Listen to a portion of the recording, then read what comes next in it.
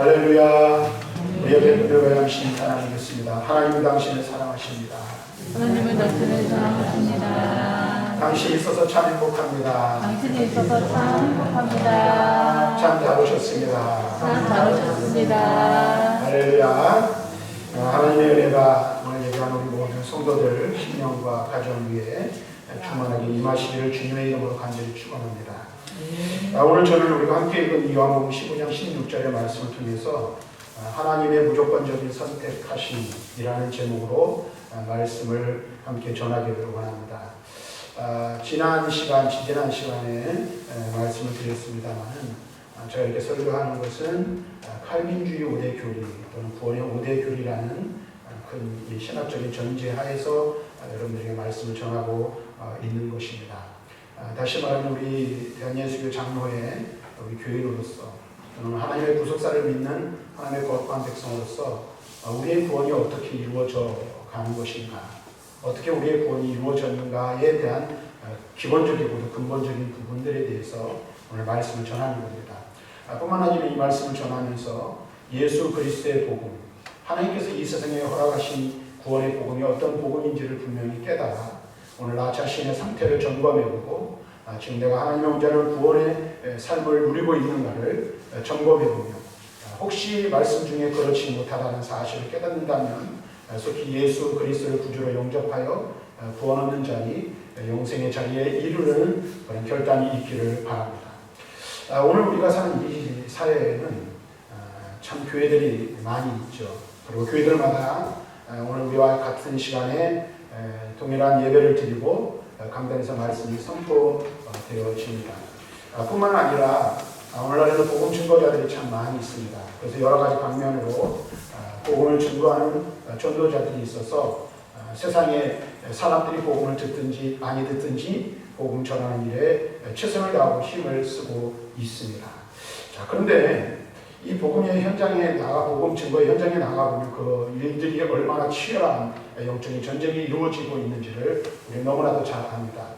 왜 그렇습니까? 악한 마귀 사탄은 자기 수하에 거느리고 있는 하나의 멸망의 상태에 있고 진노의 상태에 있는 그들을 놓치지 않기 위해서 무단히 애를 쓰고 있고, 또 복음이 증거되어질 때마다 사람들이 복음의 소식을 듣지 못하도록 영적으로 눈을 가리우고 귀를 가리워서 구원에 이르지 못하도록 하는 일들이 있어요.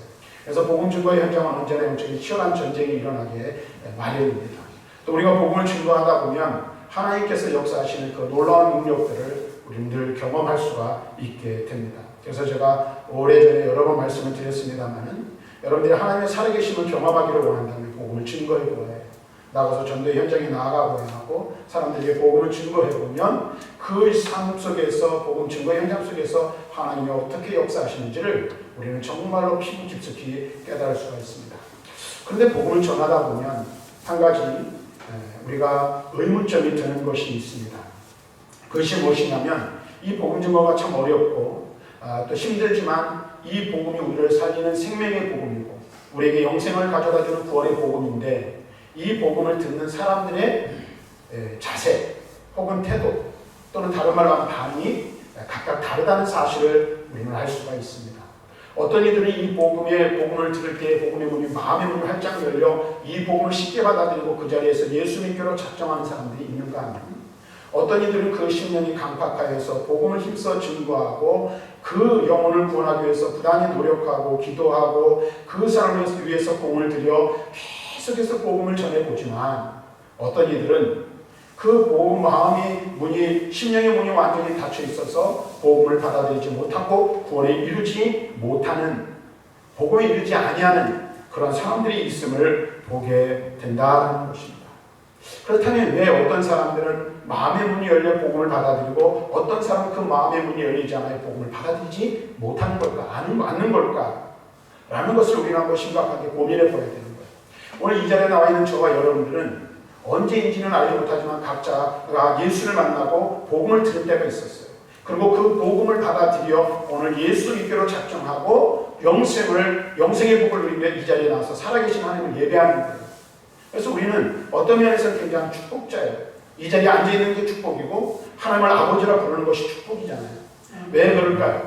어떤 사람들은 수없이 많은 복음 증거자들이 그 사람을 위해서 복음을 전하고 사랑의 마음, 이 복음 구원에 대한 그 영혼 구원에 대한 열정을 가지고 그 사람이 가서 복음을 전하지만 그 심령이 강박하여 복음을 받아들이지 못하는 사람들입니다. 그런데 예수님께서 그것을 아주 간단하게 그리고 분명하게 말씀하고 있는 것을 볼 수 있어요. 마태복음 22장 14절 말씀을 보면 이렇게 말합니다. 청함을 받은 자는 많되 택함을 받은 자는 적으니라. 많은 사람들이 복음의 초청을 들어요. 많은 사람들이 구원의 초청에 대하여 들어요. 그런데 누구만 구원받고 누구만 그 복음의 그 놀라운 소식을 받아들입니까? 하나님께로부터 택함 받은 사람만이 마음의 문을 열 수 있고 그 복음을 받아들여 구원의 자리에 이르게 된다라는 사실입니다. 그래서 오늘은 제가 이 말씀을 전하는데 오늘과 다음 주에 거쳐서 하나님의 선택하심에 관한 그 일, 하나님이 인간 구원을 위하여 사람을 선택하시는데 어떻게 선택하시는지에 대한 부분을 말씀을 드리려고 합니다. 먼저 우리가 생각할 것은 이런 거예요. 하나님께서는 보이는 세계와 보이지 않는 세계의 모든 것들에 대한 계획을 가지고 계시다라는 것입니다. 하나님이 계획을 가지고 계신다는 것은 이 세상에서 일어나는 일들, 좀 더 좁게 이야기하면 인간 구원에 관한 이 일들이 우연히 되어지는 것은 아무것도 없다는 사실을 전제하고 있다는 거예요. 우리가 이 세상을 살아가면서 수없이 많은 일들을 우리가 경험합니다. 또 여러분들이 복음 증거 어느 때인지는 알지 못하지만 누군가의 복음 증거를 통해서 내가 예수 믿기로 작정하고 이 자리에 나까지 나와 왔는데 이것이 어느 날 우연히 누군가를 만나고 우연히 복음을 듣게 돼서 우연하게 일어난 일이 아니라는 사실이에요.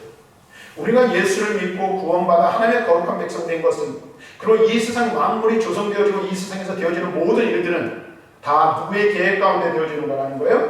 하나님의 계획하심 속에서 되어지는 것이라는 사실입니다. 그래서 그것을 우리는 가르쳐 하나님의 작정하심이라고 말할 수 있어요. 그러므로 작정이란 전 우주에 미치는 하나님의 영원하신 계획이라 또한 정의 내릴 수 있는 것입니다. 그런데 하나님의 작정하심과 계획하심 속에서 가장 중요한 핵심, 가장 중요한 사항, 하나님께서 모든 일들을 계획하시는데 그 계획하신 일 중에 가장 중요하게 다루는 그 부분이 무엇인가? 바로 인간 구원에 대한 계획이라는 것입니다.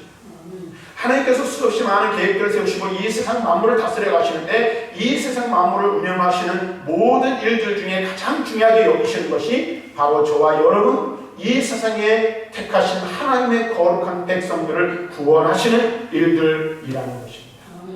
그런데 우리가 지난 시간까지 두 주에 거쳐서 배웠죠. 인간은 어떤 존재라고요? 전적으로 타락한 존재라는 사실에 대해서 배웠어요. 아담과 하와 가운데서 그의 후손으로 태어나는 모든 이들은 전적으로 타락한 자들이에요. 그래서 마치 나무 원둥치에서 가지가 잘려져 나가는 것과 같이 이 123층에서 그 꼭대기에서 빌딩에서 떨어져 완전히 박살난 존재와 같이 아무것도 할 수 없는 전적으로 죄에 오염되어 무능력한 상태로 되어진 존재들이 바로 저와 여러분들이었다는 사실입니다. 근데 하나님께서는 이렇게 전적으로 타락한 우리 인간들을 구원하시기 위해서 하나님은 특별한 계획을 가지고 계셨다는 거예요. 그래서 하나님의 계획하심은 다른 말로 말하면 뭐라고 말할 수 있냐면 인간 장래에 대한 문제라고 말할 수 있는 거예요. 하나님께서 전적으로 죄로 말미암아 타락한 인간의 미래에 대해서 어떻게 하실지를 하나님은 생각하셨고 거기에 대한 계획을 갖고 계셨다는 거예요. 또 더 좋게 얘기하면 하나님께서는 우리의 구원뿐만 아니라 여러분들 개인의 삶의 모든 부분들에 대한 계획도 갖고 계시다는 사실을 우리는 분명하게 깨달아야 합니다. 그래서 성경은 인간의 운명, 인간의 장래에 대하여 두 가지로 하나님께서는 작정하셨다라고 말씀하고 있어요. 그 두 가지가 무엇입니까? 어떤 사람은 천국이고 어떤 사람은 지옥이라는 거예요. 어떤 사람은 구원이고 어떤 사람은 멸망에 이르게 된다라는 사실입니다. 이것을 신학적인 용어로 얘기하면 하나님의 선택과 유기라고 말합니다. 그렇다면 여러분 먼저 우리가 생각해야 될 건 이런 거예요.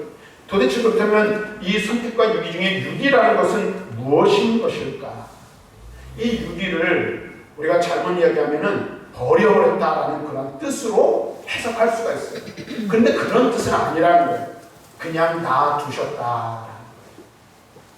어떤 상태로 놔두셨다는 거예요? 타락한 인간이 죄의 값으로 말미암아 사망에 이르게 되고 하나님의 진노와 심판을 피할 수 없게 될 존재가 되었어요. 지난 시간에 말씀드린 것처럼 원룸치에 갈라진 그 잘려진 나무가지가 초면 푸르름을 가지고 있지만 그것이 시간이 지나면 어떻게 해요? 말라 비틀어져 버릴 수밖에 없는, 다시 말하면 우리는 영적인 죽음과 육적인 죽음과 영원한 죽음에 이를 수밖에 없는 존재가 되었는데 그 상태 그대로 되도록 그냥 놔두셨다는 거예요. 이걸 바꿔 말하면 선택하지 않으셨다는 거예요. 그게 육이라고 말할 수 있는 거예요. 그런데 이것은 하나님의 절대 주권에 의한 것이라는 것입니다. 그러므로 타락한 인간이 하나님의 절대 주권에 대하여 항변할 수 없다는 사실을 우리에게 분명하게 말씀해주고 있는 거예요. 그래서 바울은 말합니다. 로마서 9장 19절부터 24절에 이렇게 말씀하고 있어요. 혹 내가 내게 말하기를 그러면 하나님이 어찌하여 허물을 하시느냐, 누가 그 뜻을 대적하느냐 하니 이 사람아 내가 누구기에 감히 하나님께 방문하느냐, 징을 받은 물건이 지은 자에게 어찌 나를 이같이 만들었느냐 말하겠느냐. 토기장이 거치는 큰 덩어리로 하나는 귀하게 쓸 것을, 하나는 천히 쓸 것을 만들 권한이 없느냐.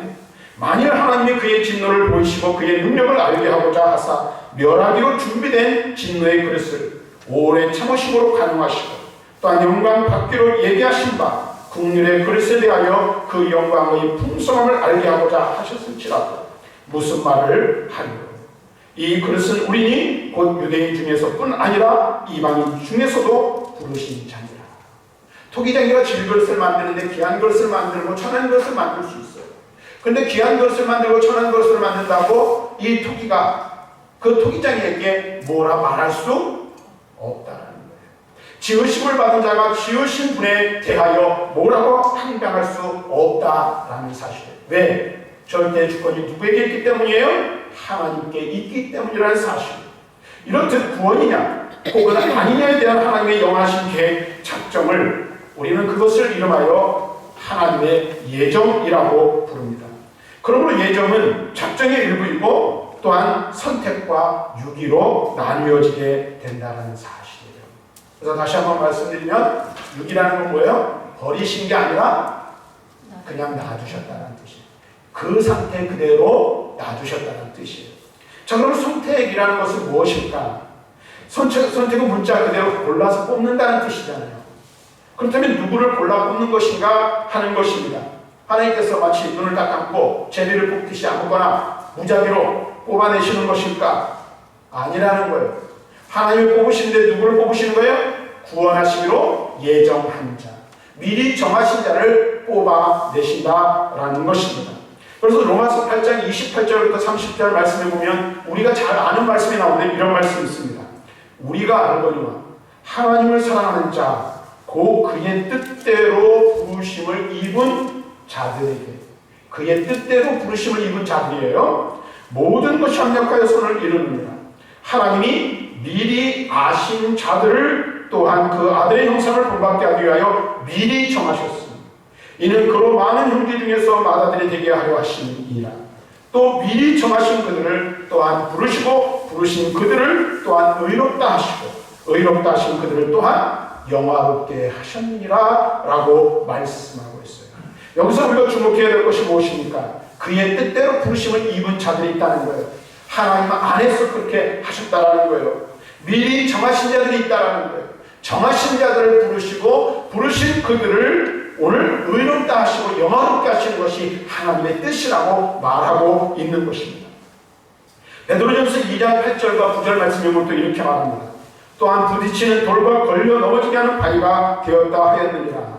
그들이 말씀을 순종하지 아니함으로 넘어지나니 이는 그들을 이렇게 정하신 것이야. 걸려 넘어지도록 정하셨다는 거예요. 그러나 너희는 택하신 족속이요 왕같은 제사장이요 거룩한 나라요 하나님의 소유된 백성이니 이는 너희를 어두운 데서 불러내어 그의 귀한 빛에 들어가게 하사 이에 의의 아름다운 덕을 선전하게 하려 하십니다 라고 말씀하고 있어요. 여기서 주목해야 될 것이 무엇입니까? 어떤 자들은 걸려 넘어지게 내버려 두신 거예요. 그런데 우리는 어떻게 해요?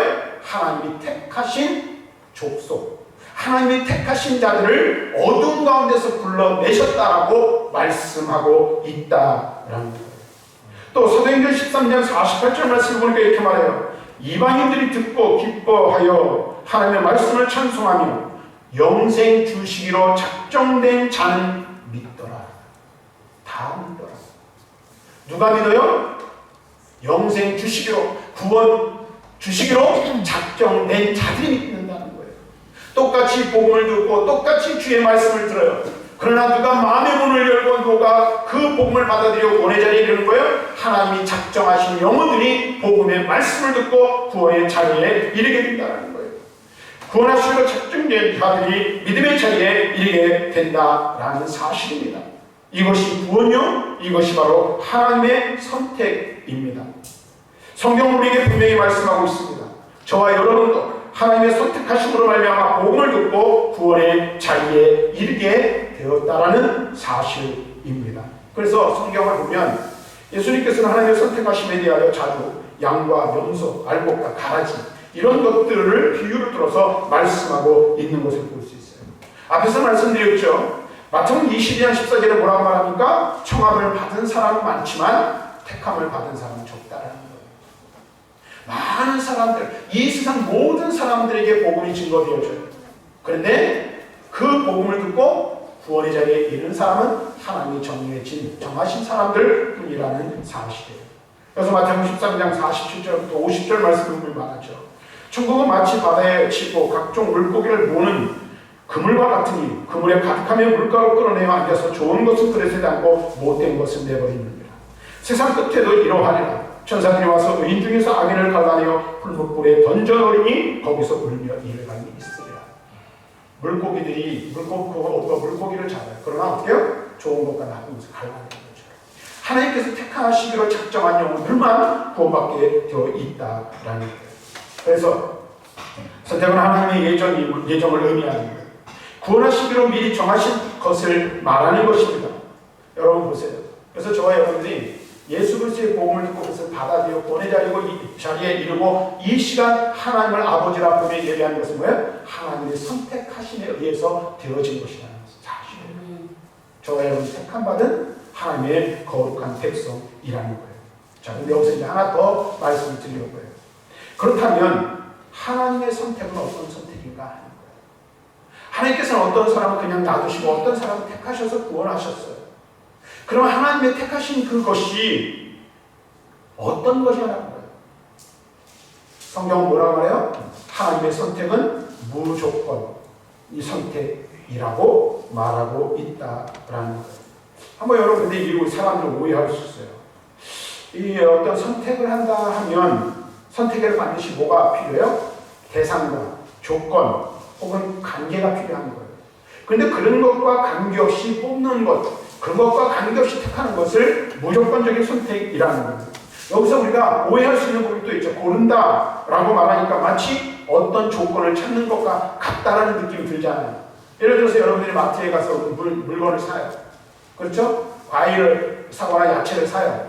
그럼 어떻게 하십니까? 이리저리 둘러보잖아요. 네? 둘러보고 어떻게 해요? 이게 상했는지, 싱싱하지 않은지, 좋은지, 나쁜지, 크기는 괜찮은지 이런 것들을 보고 자기 마음에 드는 것을 골라서 구입을 하잖아요. 어떤 것을 우리가 고른다라고 말하면 그런 생각을 할 수 있다라는 거예요. 근데 여기서 성경에서 말하는 거예요. 고른다라는 것은 이미 예정하신 자들을 뽑아내는 것을 의미한다는 거예요. 하나님께서 이미 정하신 자들을 뽑아내는 것을 말하는 거예요. 다시 말하면 구원하시기로 작정한 자들을 뽑아 구원하신다는 것을 의미하는 거예요. 신명기 10장 14절과 15절을 보면 이렇게 말합니다. 하늘과 모든 하늘의 하늘들과 땅과 그 위의 만물은 본래 내 하나님 여호와께 속한 것이로되 여호와께서 오직 내 조상들을 기뻐하시고 그들을 사랑하사 그들의 후손인 너희를 만민 중에서 택하셨음이 오늘과 같으니라.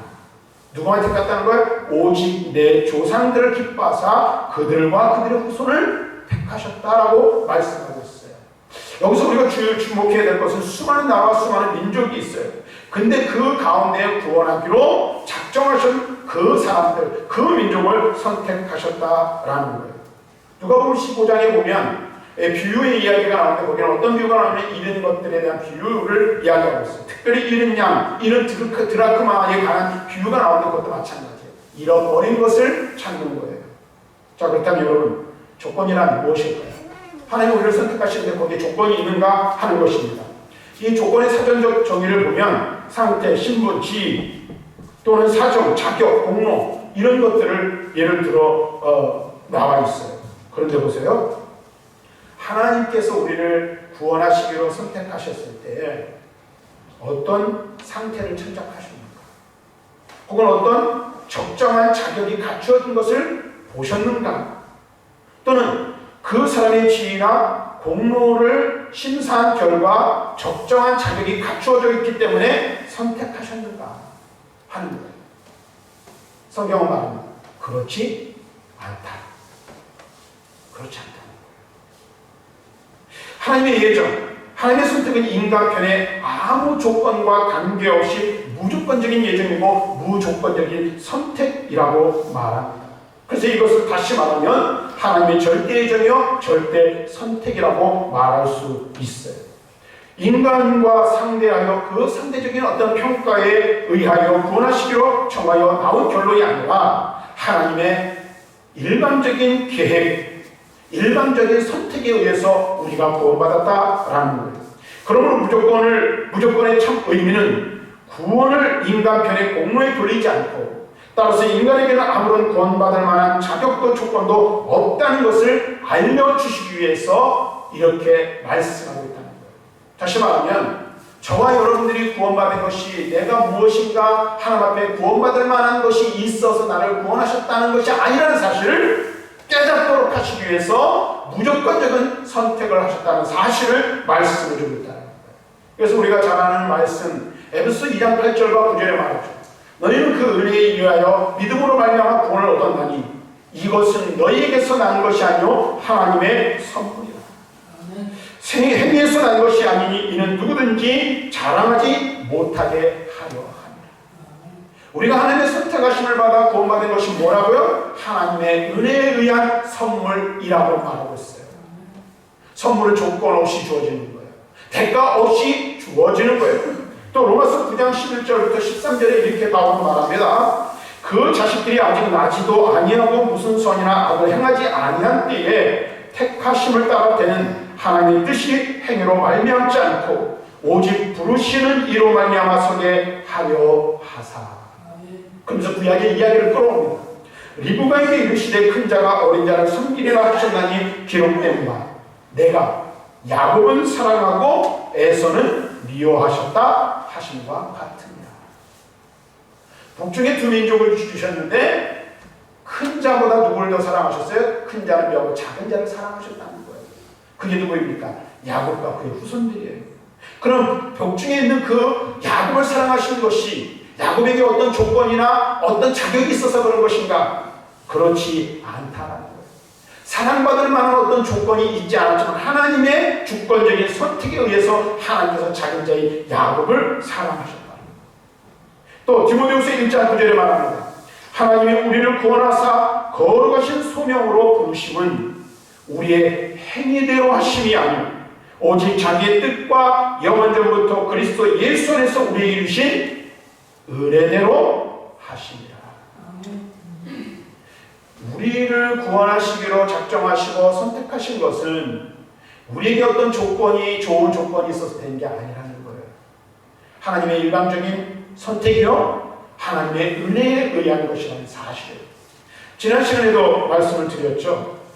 어떤 기독교 교리 중에 그런 게 있을 수 있어요. 그런 게 있어요. 그게 뭐예요?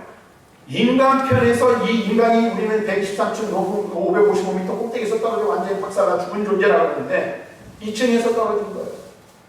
그러니까 팔다리는 부러졌지만 아직 정신은 온전하고 멀쩡해요.